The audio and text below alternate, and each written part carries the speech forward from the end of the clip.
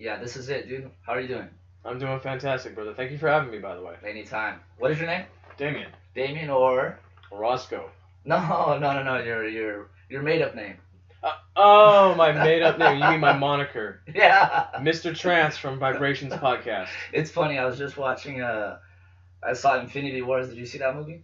Yes, I did. And Spider-Man goes up to Doctor Strange, and he's like, "Oh, hey, my name's Peter. What's your name?" And he's like, "Oh, my name's Doctor Strange." And he's like, "Oh, we're going by our made-up names." He's like, "Oh, I'm Spider-Man." And he does like, he pops out his chest and everything. You don't remember that scene? I do remember that scene. Hilarious. Everybody laughed except you because you're not a funny guy. Apparently not. So, even though our podcast is humorous. I actually really like your podcast. You guys actually have some really cool people. I really like Tyler. Tyler's probably my favorite person you guys had. Soul Trail. Oh, yeah. Soul Trail. A little background on him in case you're wondering. Jordan met him at a Starbucks one day. From what Jordan has told me, he was in Starbucks and he saw this person who really stood out to just be different. Yeah. I guess he was doing something out of the ordinary. I don't really know what he was doing. I wasn't there.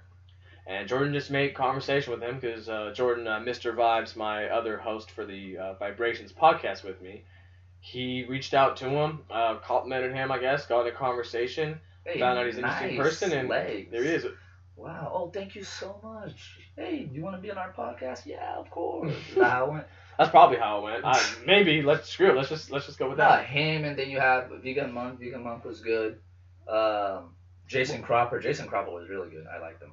Jason Cropper from Weezer. Yes. Yes. We actually met Jason through Vegan Monk. Ah.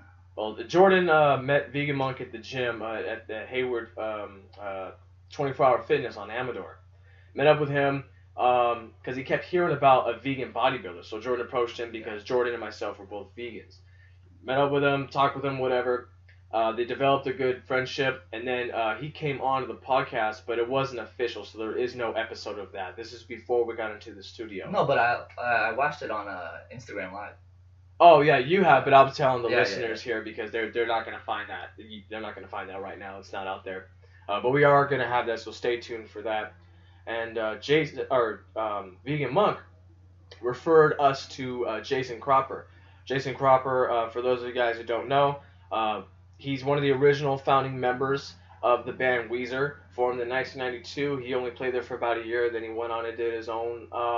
He ventured off into his own path, and that was an awesome podcast. We talked about Ingress fasting, Kundalini yoga, and among other little other here and there some spiritual topics that we talked about. You guys had a little bit of quantum physics in there too. That was cool. Yeah, if I remember correctly, it was about the light with going through a slit. The two slit, double slit. Yeah, that's it. Yeah. Yeah, how like light can either act as a wave or a particle depending on when you look at it. If you look at it before it goes through the slit, if you measure it before it goes through the slit or after, and it's weird how the light knows it's being looked at, and it doesn't, light that we know doesn't have any consciousness, but I mean, how does it know when it's being measured? It's something that really, I mean, we're not gonna get too much into it, but it's something that like really troubled Einstein. Einstein absolutely hated quantum physics, hated it. He's like, when I'm not looking at the moon, is it there? It's a famous quote by Einstein, and it's like that reminds me of the. I know we all heard this before. If a tree falls down in a forest when no one's around, does it make a noise? Mm-hmm. It's kind of the same concept, or at least in the same field. Yes, yeah. But then it just goes to what constitutes a noise. Is a noise you being able to perceive the sound, or do you consider a noise the waves that come from the tree falling, right? That's interesting. I think it all kind of ties in with what you're saying, because you ever notice when someone's like, oh, that sounds like so-and-so, and you're like, I don't think it does. Mm-hmm. Yeah. We're so used to like hearing something or someone that emitting that vibration.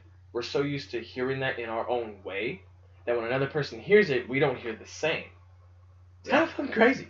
Because everything's subjective, dude. There's so many people think they look at the planet objectively, like they have an objective view of politics, they have an objective view of morality, objective view of food tasting, so and so. But everything's subjective. Literally, everything is your lens is created through your environment, your parenting, your genetics, how tall you are, your brain chemistry, your friends, where you live, the culture around you, right? And none of that you pick. I mean, sure you get to pick your friends, but nothing else. And but like you don't pick them like because you're like, oh my god, I love those people. It's almost like an accident, right? Like, oh, these people are around me, I'm gonna be cool with them. It's not like you went to, I don't know, Europe or something. Oh, I heard these guys are cool. I'm gonna be friends with them, right? Yeah. It's like people around you who you think are kind of cool, and you're like, okay, I'm gonna be friends with them. So there's just so much out of our reach that we don't control, that just constitutes the way we think, and it's all subjective. Dude. Question. I know this is kind of off. This is kind of off topic in a way, but did you notice my right eye is a little bit more swollen than my left? Yeah, dude, pink eye. No, not pink eye. You've been playing with prostitutes. Oh yeah. So after I finger banged I rubbed my eye. I had a scratch in my eye. Actually, this is a case, little minor, mild case of what is it called? Blepharitis. Blepharitis. Okay, what is that? Blepharitis is it's an eye disorder where it's an inflammation of the eyelid. I have what's called an anterior blepharitis, which is the eyelid is swollen because of either the staph bacteria is on there, or it's dandruff or eyelash dandruff. But this is temporary, right? I've never seen your eye like this. Yeah, it's temporary. It's pretty common. I started feeling it about yesterday. You ever wake up when you take a nap or when you go to sleep, you feel your eyes kind of watery as if like you cried? Yeah. It's basically that's the first mild sign of it. You're supposed to just wipe it down with some tissue or toilet paper so you can get rid of the excess water. But not with your hands. No, not with your hands because okay, that's good you advice. have to. Yeah, not with your hands, or at least if you do, wash them. Because obviously our hands are filled with bacteria and we touch everything. That's bacteria and germs are everywhere, so you're just spreading it into the eye and causing much more of an irritation. So then the eyelids swell on the outer eyelid. The other one, I can't remember the name of it, but it's inside the eyelids, where the glands inside the eyelid are swollen. Okay. I don't have that one, because that one is a little bit more painful. Yeah, that sounds a little bit more rough, man. You know what's crazy too? One thing I wanted to talk to you about is that I've noticed, and I'm sure this is all like it comes from the law of manifestation or stuff like that. Jordan could probably talk more about that. But I noticed like literally like half of your audience, or not audience, your guests on your podcast have been vegan. Have you noticed that? You know, Tyler's vegan. Vegan Monk obviously is vegan. Jason Cropper's vegan. Maybe you've had. Was that environmentalist dude who talked about fracking? Was he vegan? David Braun. Yeah, was he vegan? Honestly, I do not know. Maybe, I don't know maybe about he was that. vegan. Let's just go ahead and just say he is. Shit, yeah. Just for the shit of it. How long have you been vegan? I've been vegan since October, probably late October. Late October. Okay, so that's pretty recent. Pretty recent vegan, yeah. About not even a year in. Maybe like 9 months. 9 months. Well, what made you go vegan?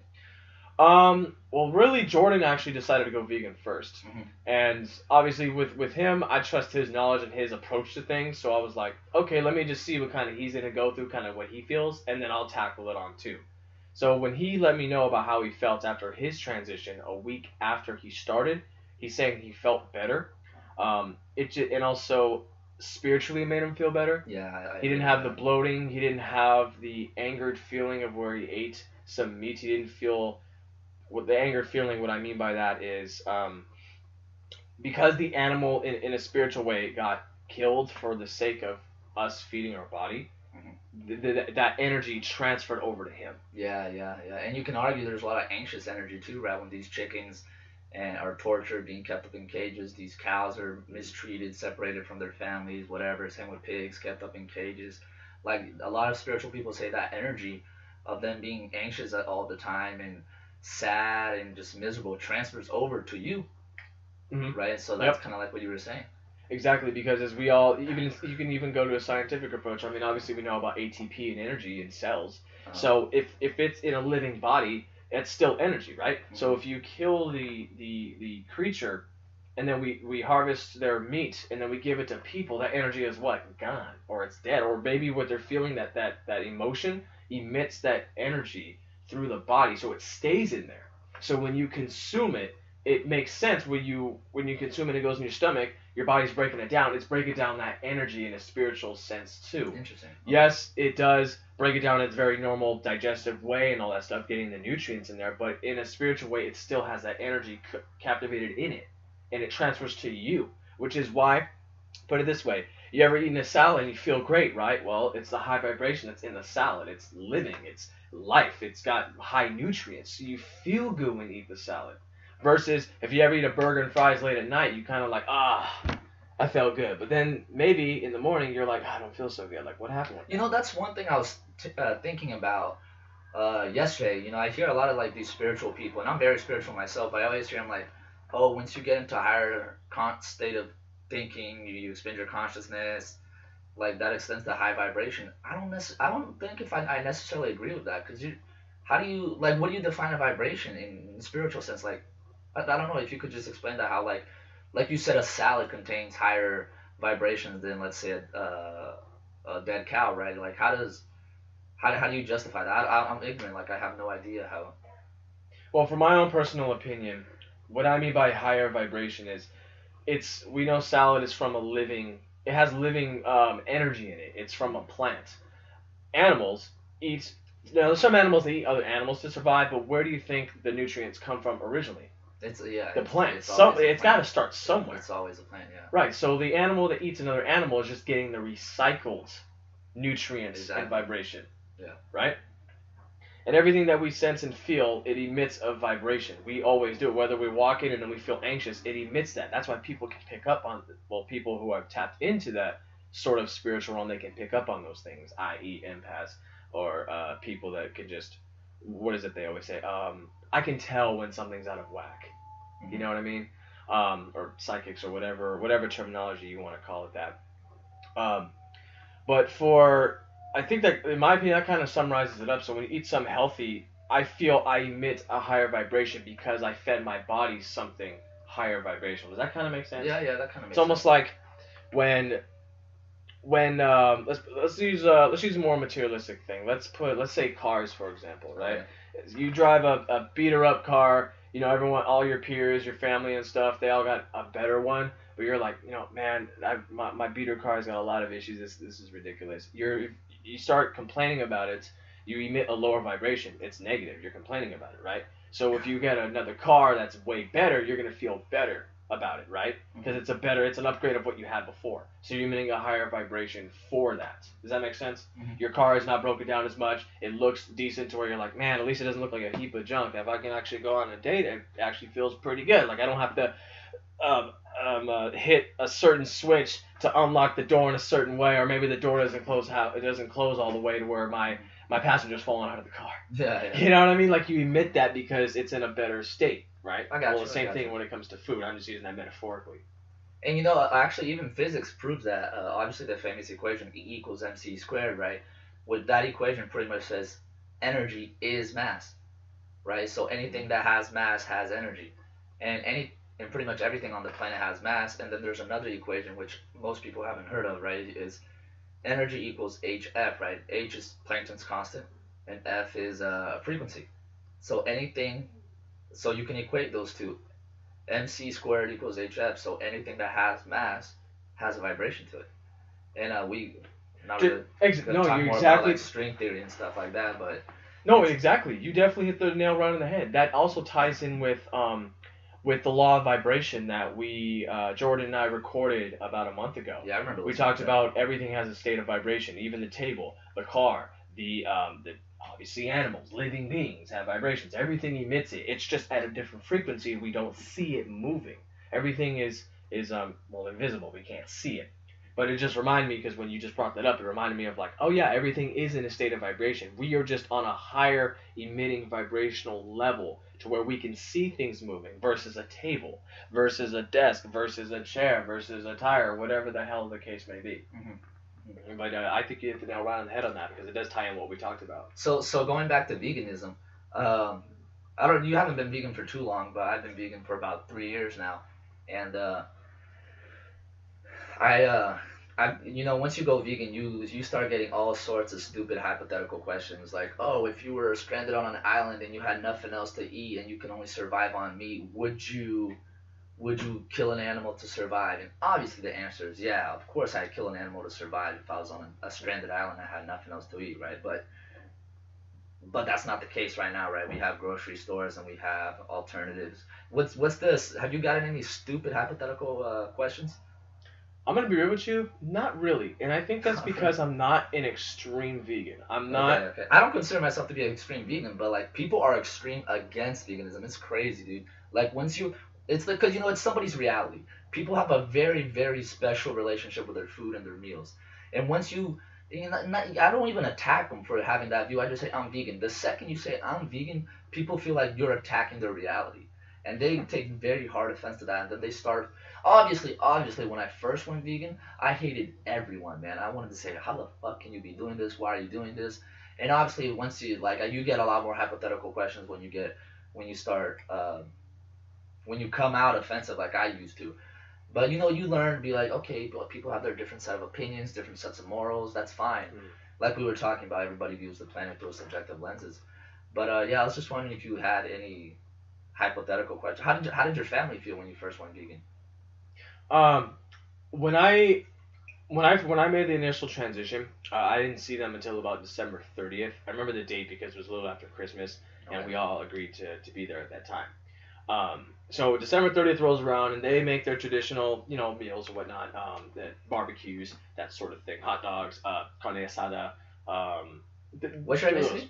What? What's your ethnicity? My ethnicity, I'm Mexican, Portuguese, Irish, German, and a little hint of Spanish in there. Okay, were your parents born at? Were they both born here? Yes, they're both born here. Okay. Mexican and Portuguese side is my dad's side.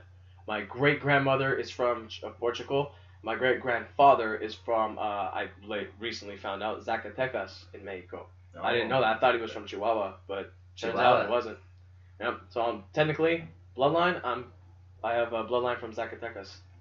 Yeah, because you look slightly white, but also like with a hint of Latino in there. I feel like I got a good blend. Yeah, it's a nice blend. It's a nice blend. You're lucky I'm not gay, or else. Ooh, or am I? But as you were saying, what happened on December 30th? So when my grandfather when they welcomed me with open arms, of course, saying hi everybody. My grandfather was like, "Oh, we have plenty of food, so I hope you're hungry." So I'm sitting there thinking, "Oh shit! Well, since I changed up my diet, I'm curious to see what I can, fester up over here." So go in the kitchen. They have everything spread on the counter, and I don't even remember what I got, to be honest. I know it wasn't meat, obviously. I ate something else. I just didn't remember what it was. And they were like, "Oh, you didn't want the other stuff?" And I'm like, "No, I changed my diet. I'm a vegan." And they're like, "Really?" So they're a little bit surprised. And I guess they saw that I was a little bit thinner than I was. I used to be a little bit more bulkier. That at that time I was working at FedEx, so I was a little bit unhealthy because I kept not going to the gym. I was getting dehydrated here and there. So I lost some weight. And my dad's girlfriend goes, "You should definitely eat some meat. You need some more meat on your bones." And I'm thinking like, well, I would get weight, but in a way better way to do it. Yeah. So, but other than that, I think everybody took it pretty exceptionally well. Cool. I didn't get any flack for it. No backlash. No. Oh, are you gonna stop using leather? Or are you gonna stop using animal stuff that's been tested on animals, stuff like that? I've never had that actually asked to me before, which is why I don't consider myself an extreme vegan. I'm not gonna stop wearing leather, but I'm not for it either. I'm kind of just indifferent about it. I'm indifferent about it, and that doesn't mean that I don't care about animals. That's not it at all. I changed. My reason for changing is because of for health reasons, and it just spiritually just didn't make sense to put something dead inside a living body. It just didn't make sense to me. You're not gonna put dead batteries in an electronic device that works. But then the counter argument to that is that obviously a plant is living, right? And when you're eating a potato, you're essentially putting a dead body inside you, right? I think the biggest argument towards veganism is sentience, right? Where animals can feel, comprehend pain, they don't want it. Evolutionary speaking, it makes sense for an animal to feel pain, whereas it makes no sense. Like you hear people say, "Oh, plants feel pain." Just think about it from a logical perspective and an evolutionary perspective. What's the advantage a plant gains towards feeling pain? You tell me. What's the advantage of a plant?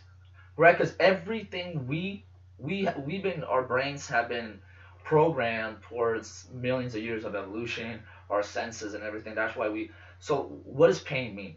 Pain means, oh my God, this hurts, I gotta get away. Pain means you just hit me, you shouldn't do that again because it's gonna hurt my body. I should take my hand out of this fire because ow. right? Any animal, if you punch a dog, he's gonna run away from you. If you hurt a living animal, he's gonna run away or he's gonna retaliate, right? But what if you hurt a plant, right? There's no evolutionary advantage for a plant to physically feel pain, right? Not to mention they don't have a central nervous system, they don't have a brain, they don't have a spine. So is your point right now? Is your point right now the counter argument for the counter argument? Exactly. Gotcha. Exactly. I was gonna say. I just want to be sure because I'm like, it sounds like you're going against what was going against vegans. Exactly. I was actually just gonna add on to that. I'm like, plants don't really have brains. Yeah. Exactly. They don't have. Excuse me. They don't have the human element that makes us human. They don't have that. They're a living being. Yes, they are. But they don't have a brain. They don't have organs like that. Hell, they survive with photosynthesis. Like, they create energy for themselves. You know, they can't communicate with each other, but it's not verbal exchange. Mm-hmm. Do I really know? No, I don't. I'm not an ethnobotanist. I'm not a scientist by any means. And I don't even know what ethnobotanist is. An ethnobotanist is a study of plants in a specific region used for medicinal purposes, which I actually want to be. That would be one of my fields of study. But what did you say about the rabbits? The rabbits analogy. You want to chase one because you'll catch one. You don't want to chase 5 because you'll never catch any. So let's catch the first rabbit and then we'll catch the ethnobotanist rabbit, all right? Exactly. Exactly. Many things I want to do here before the show is up. Just got to do one thing at a time. But no, yeah, that's you've had an interesting life from what I've encountered. How old are you right now? 25. 25. Oh, same here. When's your birthday? November 30th, 1992.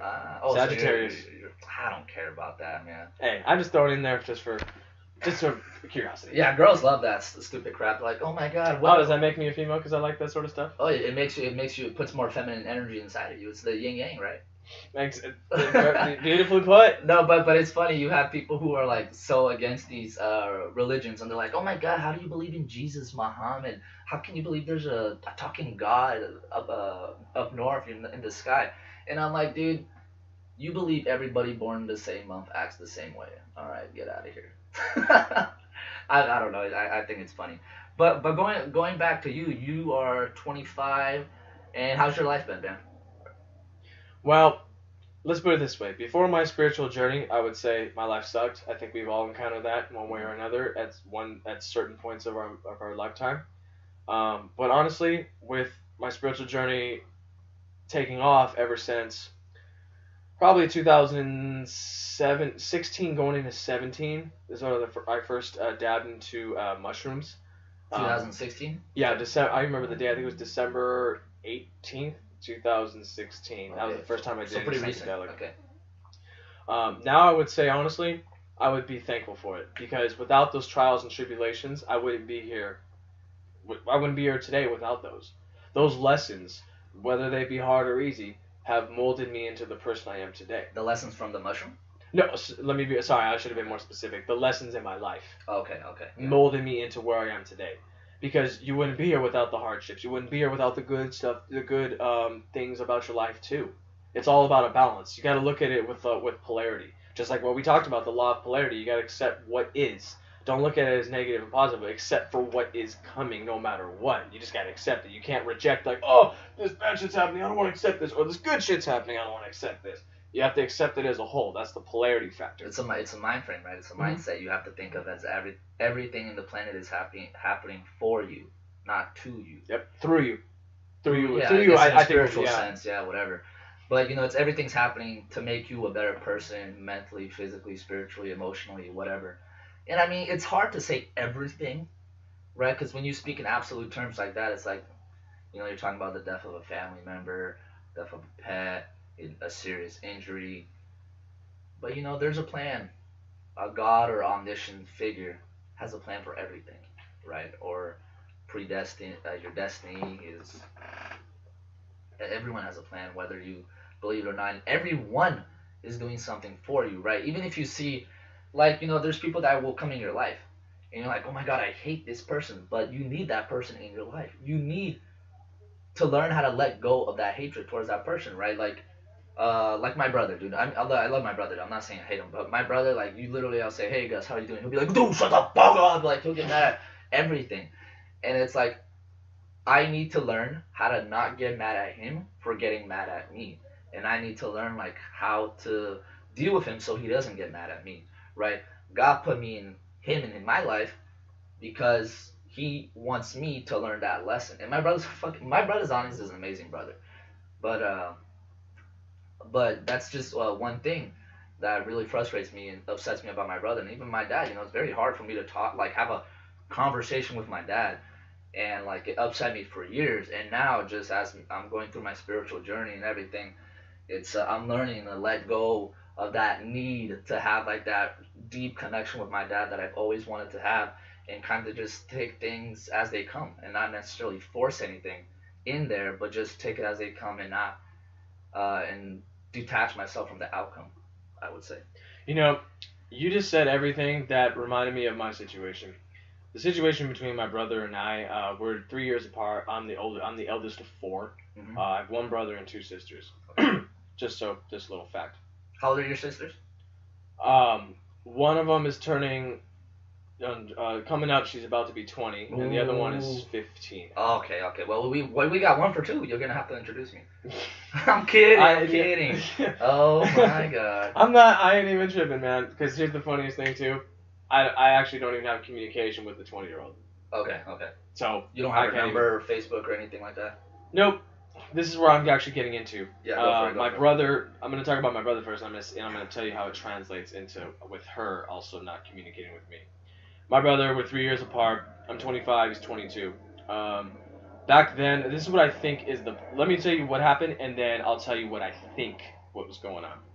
What had happened was, him and my mother got into an argument a couple years ago. It was really bad. My brother at that time was fed up with everything. He legitimately stopped talking to her. He has you said your brother's 3 years older or younger? Oh, I'm the eldest. Okay, so he's around 22. No, he is 22. He is 22. He is 22. He got in an argument with my mom. Stopped talking to her completely. I mean, won't even say hello. Nothing. He completely like dropped her, like as if she's dead to him. Oh wow, interesting. I don't really know what it was. I think it was a multitude of layers of issues that they never resolved, and then this was the feather that knocked everything over. He's like, I'm done. Fuck this. I'm out. Mm-hmm. He got his stuff. He moved out and started living with other people at first, and then my grandfather took him in late 2015 or maybe early 2016. So he's been living with me for the past couple of years before I moved out. I moved in Hayward in October of 2017. He moved in from where? He moved in from Castro Valley. Oh, okay. That's where I used to live, and then I switched homes, but that was in 2007. So I lived with my dad, my grandfather, with the dog, and my dad's girlfriend just moved in around the time my grandmother passed, a little over 2.5 years ago. So he stopped talking with her, and I guess because of my affiliation with my mom, because I do talk to her, he wants to cut all that off. He wants nothing of his business going out to her. He completely disowned her. So I also think what also was a contribution, my opinion, is because back then I was a bully to him. I didn't really know how to express my frustration back then. I was never taught to express myself. I did see some domestic violence growing up too. So I'm not predicating it all on that, but I have seen it, and that scarred me as a child. Seeing two of my parents who are supposed to bring me up into this world have a conflict of interest with each other, where eventually it got physical. And that put a scar on me subconsciously. I didn't really realize it. Yeah, I got you. Though then, I think I took out my issues with my brother. Every time he was annoying or upsetting me, I felt like I had to hit him in order to get him to stop.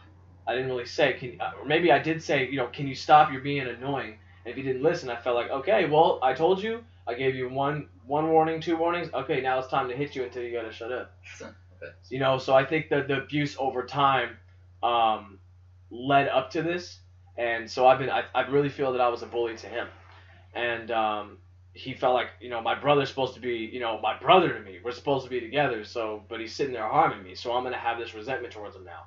So, after we stopped talking for a while, I tried the passive approach, the aggressive approach. Like, yo, can we talk about this? He wants nothing. He's like, nope, leave me the fuck alone, dude. He completely disowned me too. And so when you were describing the situation between your brother and yourself, that hella was a reflection of what I just found out now. as a whole, you are me. I'm you. We're the same. Yeah. You are exactly going through what I was going through, so I know exactly how that feels like. Our dad, I always felt like it was more of like an uncle and nephew sort of relationship, or like a friend or a neighbor. It didn't really feel like a father and son. I've forgiven everything from the past of him. We could definitely delve into that either off the air or on another podcast. Him and I never really had like a father-son relationship where I felt it was a father and son relationship. I mean, like, all right, come on, let's go play ball. Let me go teach you how to do the manly things, the men's side of things. I didn't really have that from him. He was physically there, but in terms of a father figure, I didn't feel like he was there. And I'm not saying that my mother is a saint either. You know what I mean? And I'm not trying to throw him under the bus. Believe me, deep down, I love everything that I was taught from my parents. But as a whole, I'm looking at it from what I have seen and my perception of what a mother and a child or father and child go through. That doesn't equate to what I went through. So technically, to me, I didn't feel like I have that. But going back to my brother and I, he still lives up there right now. Ever since I moved out. A matter of fact, I just ran into him a couple weeks ago because we had the second year anniversary from a month after my grandmother died. We went around Angel Island in San Francisco and we spread our ashes around the bay. So we do this now. It's going to be an annual thing. Every June 2nd, we're going to take a trip out to Sausalito, rent the boat. Oh, I go saw to that on spot. Instagram. Yes, that's exactly what I did. If you guys follow me on Instagram on the emphatic Mr. Trance, if you guys want to follow my personal page, sped around the ashes there and I saw him, and then I just said, hey Nick or whatever. He doesn't even give me a hello, dude. He gives me no verbal interaction. He just looks at me and kind of just raises his eyebrows like, yeah, what's up, man? That kind of body language. So after we got done doing that, we went to go eat at La Penca Azul in Alameda. So we eating there, and I actually, the universe did this like scenario for me. There was an open spot right next to him, and all the seats were taken. I was the last one technically in there, so I sat next to him, and it was odd at first because I was never that close with him, like in person, this close with him in years. And I kind of felt like maybe he was going to scoot back, but no. He actually just stood there. And the past year, I've been nothing but showing positivity with him and just saying, man, like, hey Nick, like, hope everything's going well. Take care, man. That sort of thing. Showing the positivity, showing him love, because there is a lack of it. There is no... I've heard a quote that's saying there is no hate, there's just an absence of love. A call for fear, right? A call. It's as the Course in Miracles they talk about. I don't know if you heard of that book. Everything's either a love or a call for love. I didn't know that, but I bet you has some sort of a correlation with it. Sure, yeah. Anyway, I'm trying to kind of wrap this up. I'm not trying to take too much time on this Take subject. your time. Yeah, keep going. Okay. It was actually okay. Like, I felt energetic, like vibrationally, I felt okay. I felt like I was supposed to do this. This could be just a small ripple into like the healing process, a small ripple in the water of the healing process. It could be. I don't know. But I'm just gonna take it day by day and just accept it for what is. We sat next to each other. I didn't feel this radiating energy where it's like, I don't want to be around you. I want you to be the fuck away from me. Everything. I wasn't getting that. Nor was I radiating that to where he could pick up on that. Mm-hmm. I was just being cordial and just being friendly as much as I can with the family. I'm not much of a family-oriented person, to be honest. I was never really close to all my family. I consider myself the black sheep. I'm the outcast. I'm the one that is doing things that they never done. No one has ever went to the entertainment field. No one's doing what I'm doing. Everyone's mostly kind of stick to the traditional. Work hard for a job. Go to work. Come home, pay your bills, do your thing. That kind of normal, kind of Americanized routine. Nothing wrong with that, of course. For those of you listening, nothing wrong with that. Just it's just not my thing. I like the people that are different, the outcasts, the weirdos, the ones that the trendsetters, the ones that want to do something different with their lives versus their typical pathway that their family decided to take. So I'm sitting there, talking to everybody and all that. And then when we all dispersed and we're all leaving, I said bye to everybody. And then after that, it felt pretty good to kind of just reconnect after a couple months. I'm just like they're keeping tabs on what I'm doing. I'm keeping tabs on what they're doing. And then, like, as of now, I don't talk to my brother right now. Still don't. But when I see him, I just be cordial as much as I possibly can. I felt like I've done everything that I could. The rest is just on him. I've forgiven myself and I've forgiven him for feeling that way.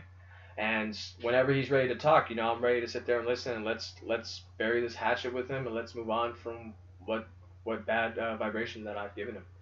As for my sister, the 20-year-old, the 20-year-old sister, yes, her name is Deja. This one was a little bit different. This one was out of the blue. It's like as soon as when my brother stopped talking to me, that time where he got into an argument with my mom, she was like right there with him. Interesting. So then they both stopped talking to me. I don't whammy. see her at all.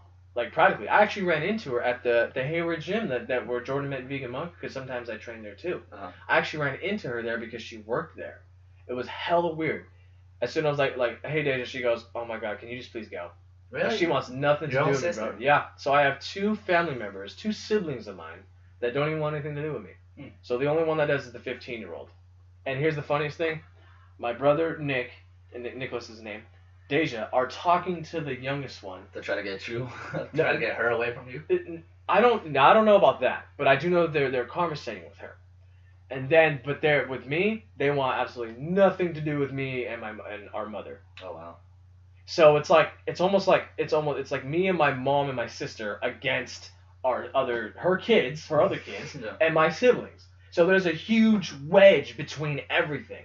The family is not, my family isn't on that side, is not close clearly at all because there's a wedge, and there's a lot of riffraff and there's a lot of healing that needs to be done. And I think that now granted it's just gonna all take timing and it's all gonna work like that. As long as I know that I'm emitting a higher vibration to where I know that I'm covering my own ass I'm not letting my ego or my emotions get the best of me, then that's all I can really do. I can only control what I can control. Everything else is just going to be predicated on just timing and the universe ways. I just know that I got to do what I got to do and be cordial with it, accept what is, and just give out love. I think one thing too that'll definitely help you be more understanding, more loving towards your family members who aren't necessarily doing the same towards you is that you have to remember, I read this in How to Win Friends and Influence People. Dale Carnegie. He has a line in there and he says, just everybody thinks they're a rational, logical human being, right? So whenever somebody does any kind of act, think to yourself, why would a rational, logical human being act that certain way, right? And that's what I was saying. Everybody acts according to the way they were brought up, their brain chemistry, their genetics, friends. And so when your brother is not giving you the time of the day and he's disrespecting you and he's not being acting like a real brother to you, there's a reason why he's doing that, right?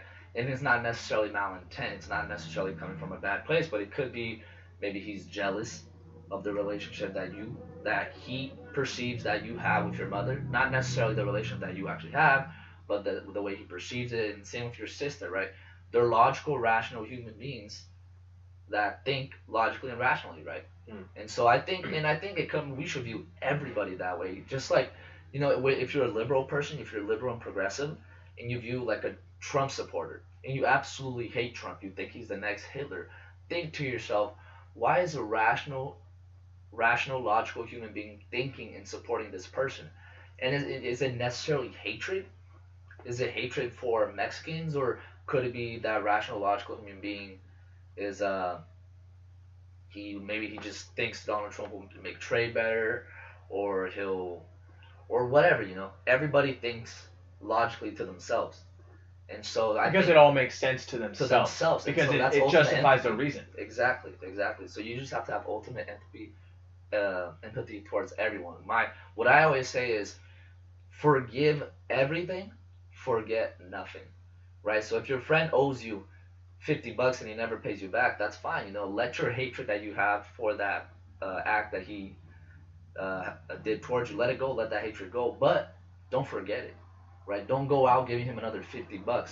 If somebody hurts you, Jesus always says, turn the other cheek. Offer that person help, love. Just don't go out of your way. Like, I have a friend right now that he's treating me very badly. He says some very shady stuff to me. I absolutely have no hatred towards him. I don't go out of my way to hang out with him anymore. If he wants to hang out, sure, we can hang out. But I don't go out of my way to do that. You see what I'm saying? Yeah. So it just kind of comes down to having ultimate empathy. Empathy. God, man, I hate English. You want to speak Portuguese? I want to speak. Actually, that was actually a language that should have been taught to me. But Yeah, but you were gonna learn that Portuguese. Oh, it's nasty. Isn't that where it's from? Yeah. I guess you're right. I guess Brazilians speak the wrong Portuguese. It's kind of like English.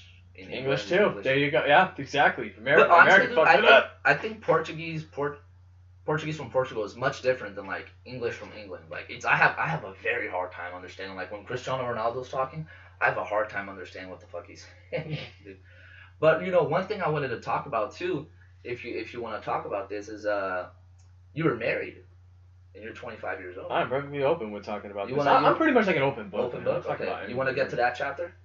Yeah. So what do you want to know about? Do you want to just kind of know the background of it? That's what how old were you when you got married? Why'd you get married? What happened that made you guys divorce and all that? Because nowadays people are getting married at like 30, 29, 28. You got married. How old are you when you got married? I got married at 19. Yeah, see, that's crazy early. That's like 2 generations ago early for men. Men used to get married at 19 with a 15, 16-year-old, right?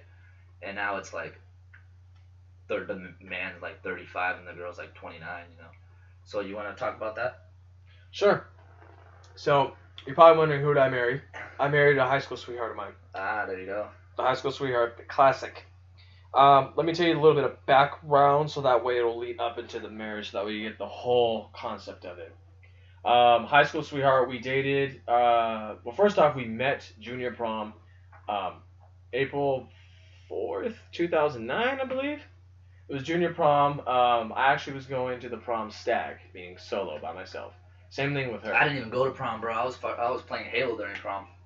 I had no game with that was your prom night, bro. Halo. That was my prom night, dude. I went to prom with Halo and my friends through the mic. I can see now. Who are you going to prom with, bro? Master Chief. This is good.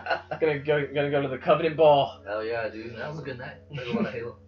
So, met her that day. Well, actually, before that, my friend was going with her friend, so they were going as it together. So she's like, my friend is named Daniel, and his date was named Renee.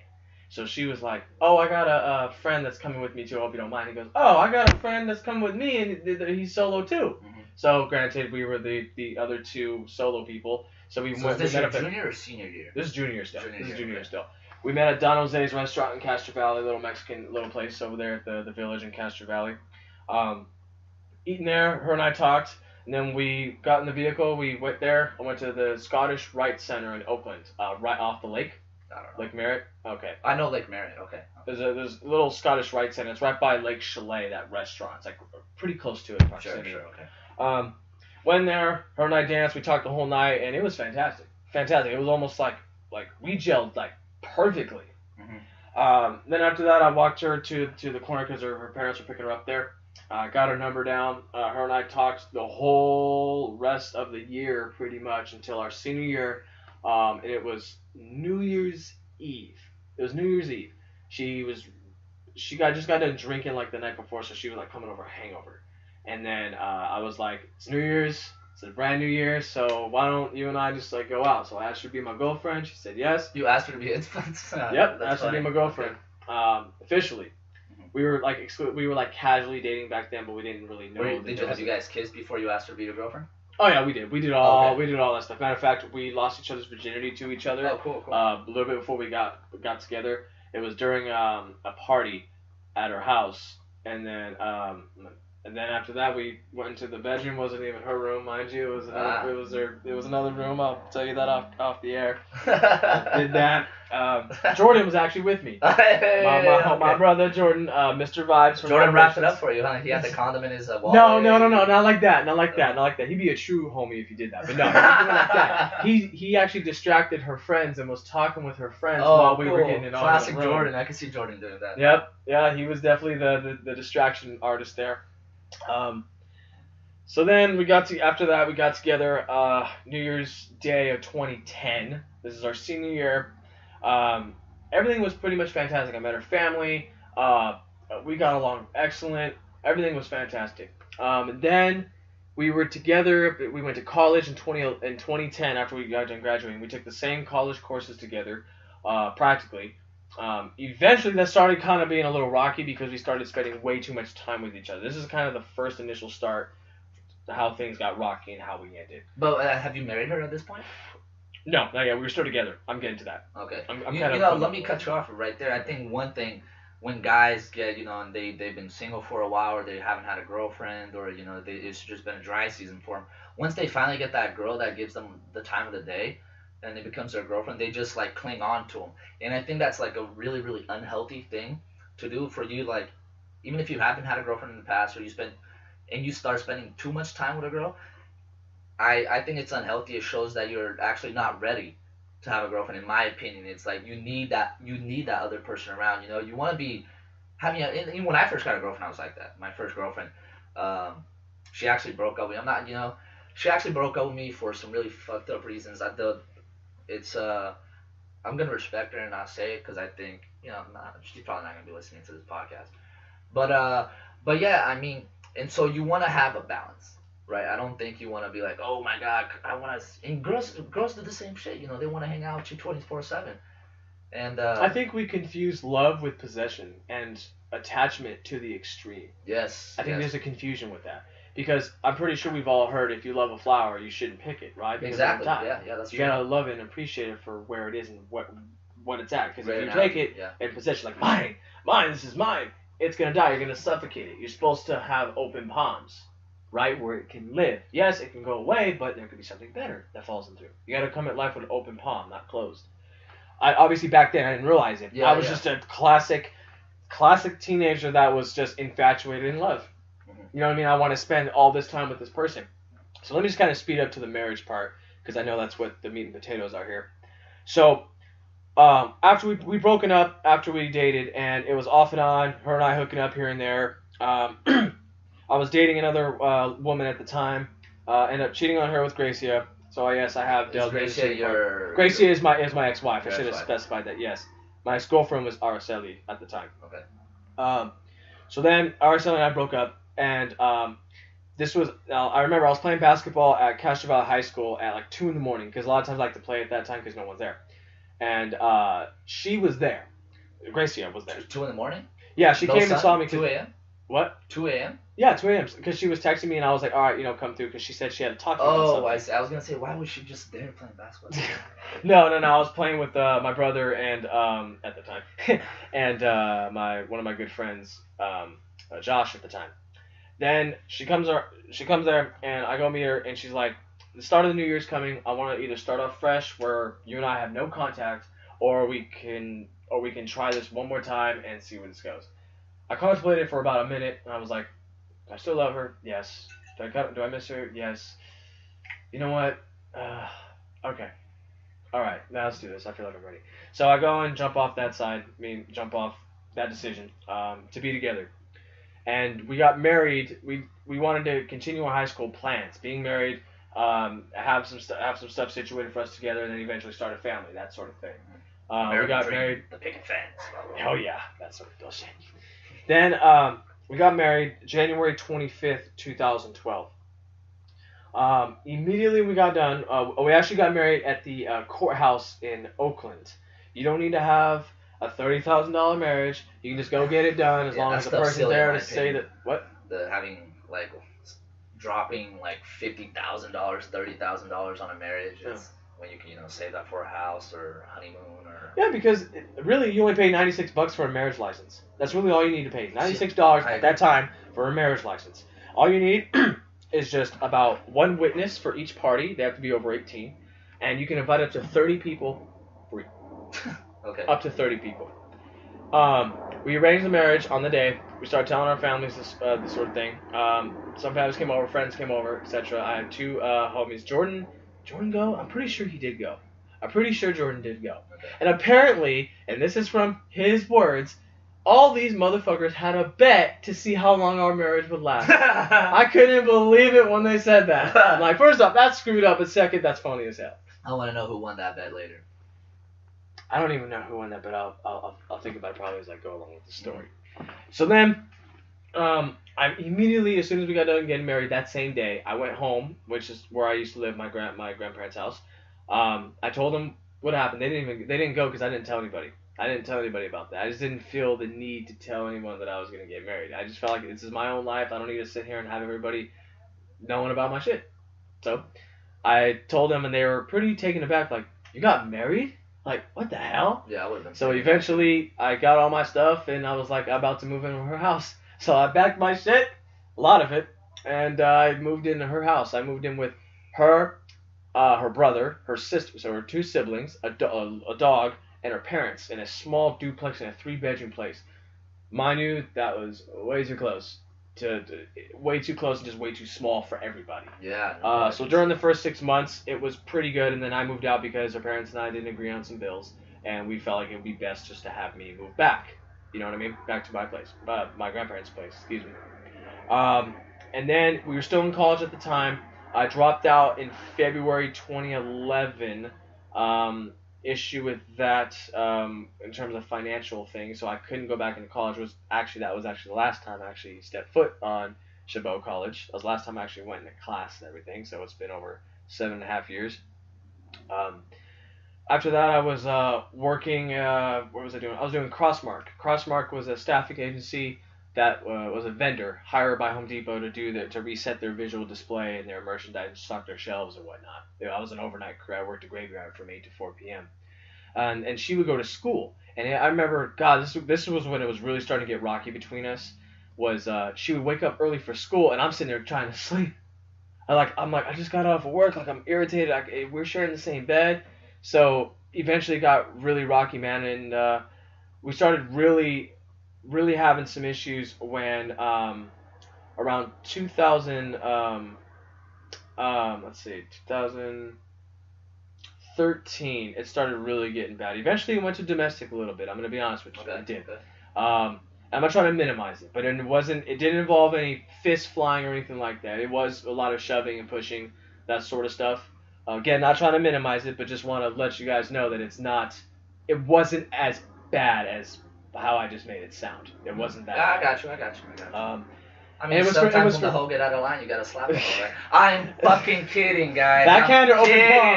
Kidding. Backhand or open palm? Don't matter. I'm kidding. Goddamn, let's get away. All right, keep going. So the final, let me get to where the final straw was. It was so bad to where I eventually left her place. I was like, we already moved out, but I left the place in terms of at that moment. I was like, I gotta go. Mm-hmm. I went to my friend's house, Christian's at the time. I was chilling talking with him. I just needed some space. He has Gracia, my ex-wife, on Facebook, and he's like, hey man, she posted a picture. It looks like your sports stuff. I go look, and she writes in the caption, how much can I get for this? So she was trying to sell my shit. Dude, I was livid. I was like, hold on, Christian, I'm going to be right back. And he goes, you're not going to do anything stupid, are you? I was like, nope, I'm just going to get my shit back, and I am done with this bitch. So I get in my car, I go there. She's chilling on the laptop, and I tell her, I come in the room, she's chilling there with like her back facing the wall. And I was like, Gracia, where's my stuff at? No answer. Gracia, where's my stuff at? Okay, no answer. So I put my foot on her leg, and I shove it, and I was like, Gracia, where is my fucking stuff? She doesn't say anything. So I happen to look down, and I see that there is a piece of my Larry Bird or Michael Jordan plaque, the wooden frame of it. And as soon as I'm like, oh, here it is, I'm getting down to go get it. She gets off the bed and pushes me down and is like, the reason I said that is because I knew you would come here. I wasn't going to do it. I wanted you, because I knew you were going to get mad and come here and come get it. Okay, that's some female stuff to do. I felt like that was so dumb to kind of just use this as bait to get me over here. So later on, I understood why she did it, but still, I was so heated at the time, and I was like, you know what, fuck this, we're done, we're out of here. So I left. We tried marriage counseling. She begged me to go. She was on her knees to go, and I was like, nope, I am so done with this. I'm just done with you. I've had it. And then we actually didn't get the divorce finalized until a couple years ago. Okay. About last year in April. How was that whole process? Because I know a lot of people put that. It actually wasn't too difficult. Now, here's why it took 4 years. The reason why it took 4 years is because Gracia was an illegal citizen here. She was from Peru. Oh, you gave her the legal citizenship? I help with that. Yes. Oh, you think that was a contributing factor towards her wanting to marry you? It was a bonus. It was a bonus. It was a bonus. I knew that it could help her, but I didn't do it for helping her. Now was her motive to use it or to use me to kind of get that? I don't know. I don't feel that it was the case. I felt that what we had was really genuine. So I don't feel like somebody who's trying to use someone go through this long of a process, go through all this love stuff, you tripping about things and all that sort of stuff. I don't feel that there was an ulterior motive. Okay. I felt that it was really genuine. So I just knew this was a bonus. I knew I could help her out with that. When we were dating, I didn't mention this here, she confessed to me about her being a citizen, and she was worried about... Or not being a citizen. Sorry, yes, that's what I meant. She was worried about us not working out because she's not a citizen. And I was like, it's okay, whenever we get married, I'll help you out with that, it's all good. So I felt that it was really genuine, and I didn't really feel like it was ill will. You like, because I have a couple of friends that are illegal Brazilians, and you can actually sell those services for like lots of money, like $10,000, $20,000, $30,000. So, like, be married to a person. But you gotta be careful with that because we had to put everything in our name to the T, everything, because they'll throw me in prison for fraud for faking a marriage that's not really genuine, and she would get deported. Oh. So we are running a tightrope. Well, walking a tightrope. Yeah, I had no clue. Okay. So it was a 4-year hiatus. It cost us $4,500 to get divorced. No. I'm talking about the whole legality issues when it came to the immigration stuff. So we had to pay $4,500 to a paralegal in San Francisco. She explained the process to us, how long it was going to take. It's a 4-year process. So when we stopped, we were basically married but separated. We knew we weren't together, but on paper we were still married. Because if we said, okay, we're going to stop this, they would do an investigation. We were worried about investigation happening if we broke up. And it's like, wait, you guys are trying to go for citizenship, but you guys broke up, so we just didn't want to run the risk. So we ended up playing it safe, and her parents and I were talking way before she actually got sworn in. She's actually a citizen now, just as an update. Her parents and I were talking a little bit after we broken up, and they asked, so what do you want to do about this? And I said, well, I'm just gonna help her out with it. We've already ventured off. We're already way far ahead of the curve. We might as well just finish this process. So I'll just help her out with it. Whatever. So after that, her and I just stopped talking completely. Now we just hit each other up for civil stuff. If anything that's needed, like, hey, I'm applying for so and so. I just gotta make sure I have the dates. Remember, I'm like, oh, okay, yeah, we did this. That's it. That's all we talk about, like, nowadays. But she actually got sworn in April of 2016, and then we were going to get a divorce a couple months after that because she got sworn in. We don't want them to say, you guys got a divorce like a week after you got sworn in? What the hell? Again, we just didn't want to run the risk, so we waited for a bit. The divorce, now here's the divorce part. So in California, there are 2 types of divorces. They're actually called dissolutions here, is the regular terminology.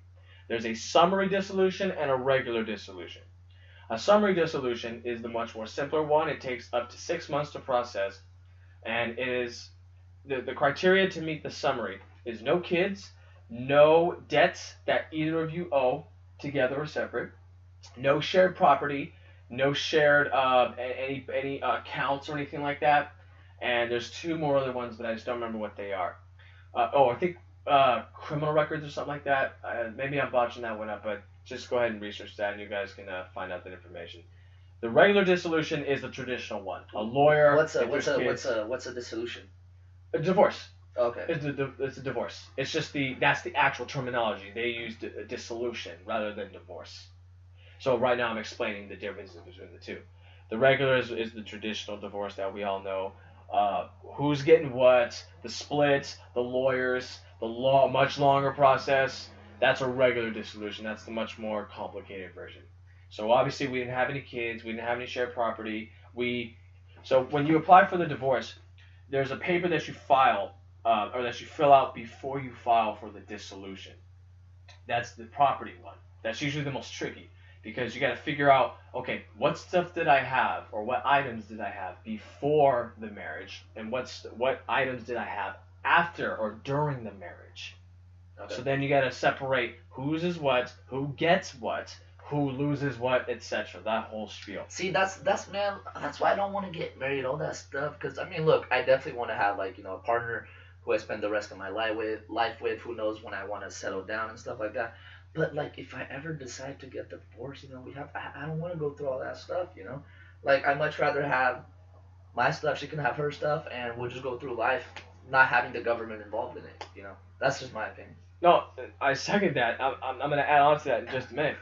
So that's the summary dissolution. It's a lot easier, and again, it takes up to 6 months. Could it be earlier? Absolutely. But there's so many people that want to get divorced, and it goes to the courts and all that stuff, and they only work Monday through Friday. They don't do Saturdays, Sundays. It's also $450 to submit the paperwork, and also comes with a free name change. Because typically in a regular dissolution, I believe from what I researched, that sometimes is you have to pay that separately.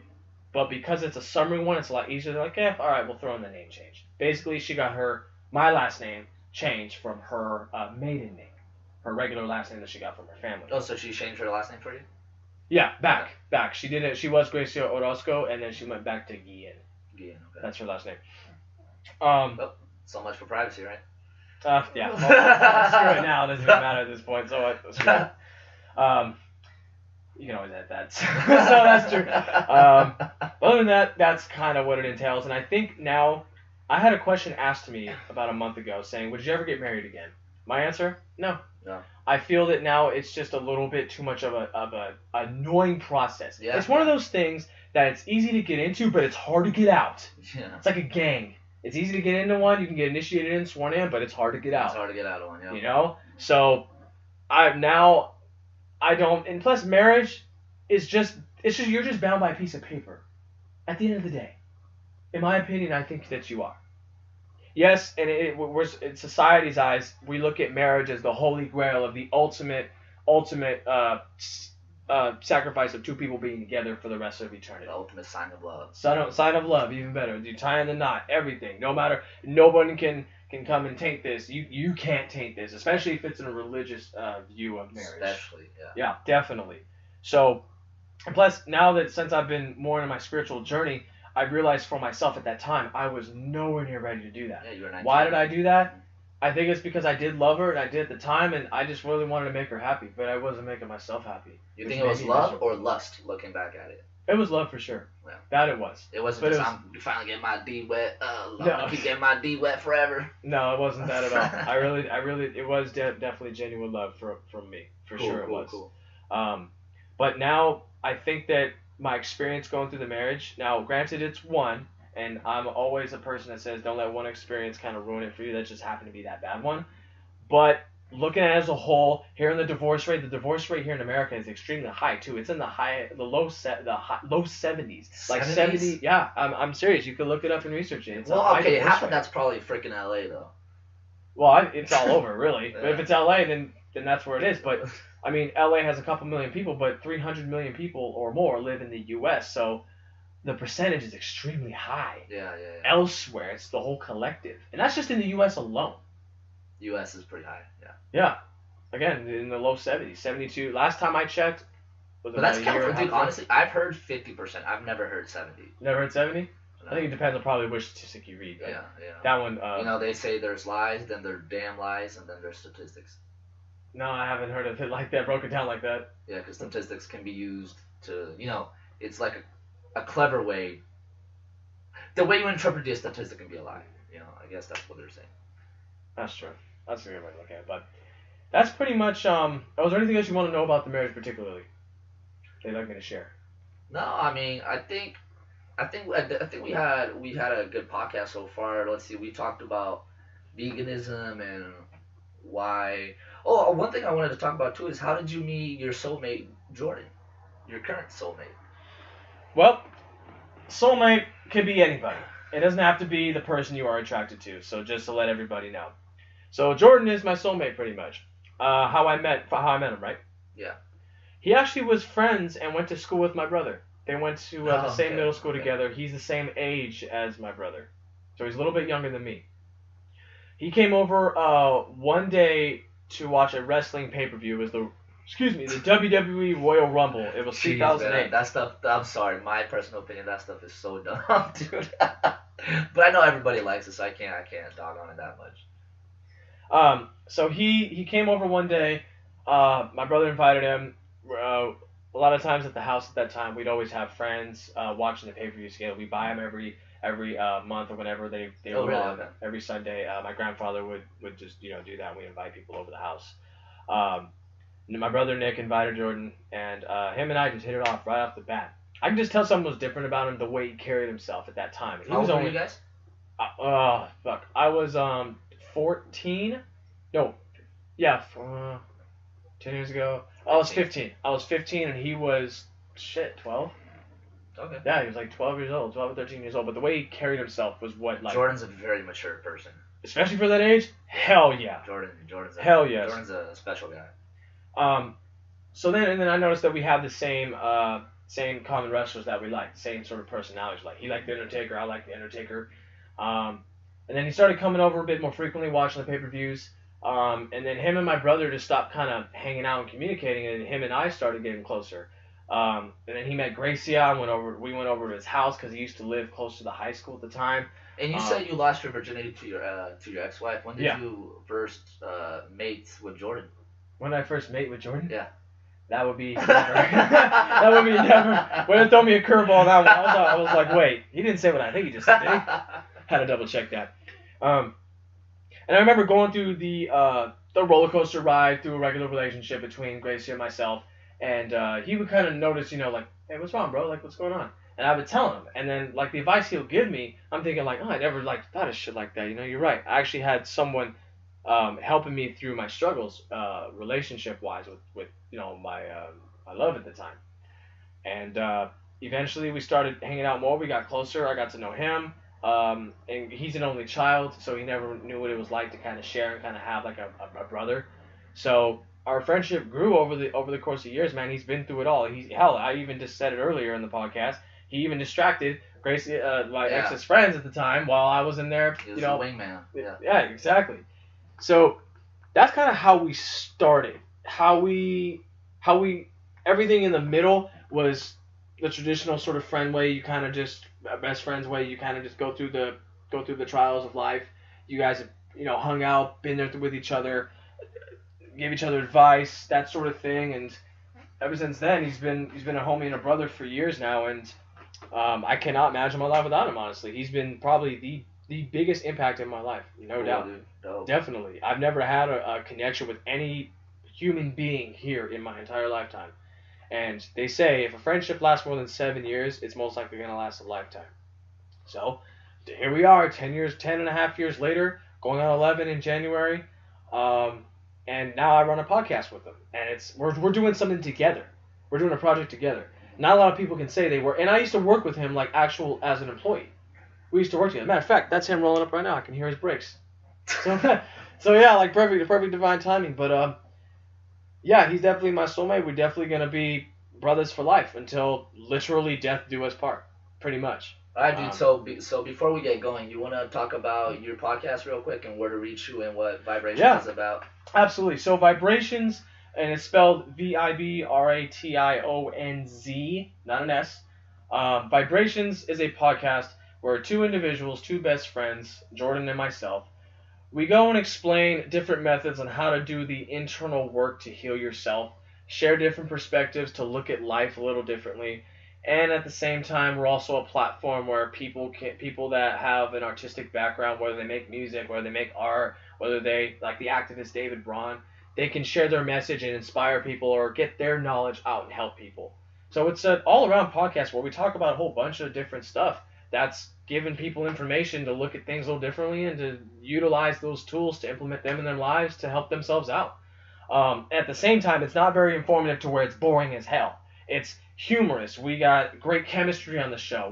We get many compliments. We throw in the F-bomb. We throw in the fuck and the F-bombs in there, Mm-hmm. So it's really down to earth too. But definitely, guys, you can check us out at www.vibrationz.net. You can check the website out. Vibrationz with a S or a Z? Z. Or Vibrationz with the Z.net. You can click the links on the upper right-hand corner, the icons. We're also on YouTube, SoundCloud, and Apple iTunes, all under Vibrationz Podcast. And also check out the pages, Vibrationz Podcast, both on Facebook and Instagram. And you can also, stay tuned for that. We might begin on Spotify relatively soon. And just hit the subscribe, like, share, check it out. Let us know what you guys think. We're always tuning in to people's feedback and giving back to the viewers. And yeah, check it out. All right, dude. Thank you so much for coming on. No problem. Thank you very much. I appreciate it. Hope you guys enjoyed it. I did. Peace. Peace, you guys. Take care.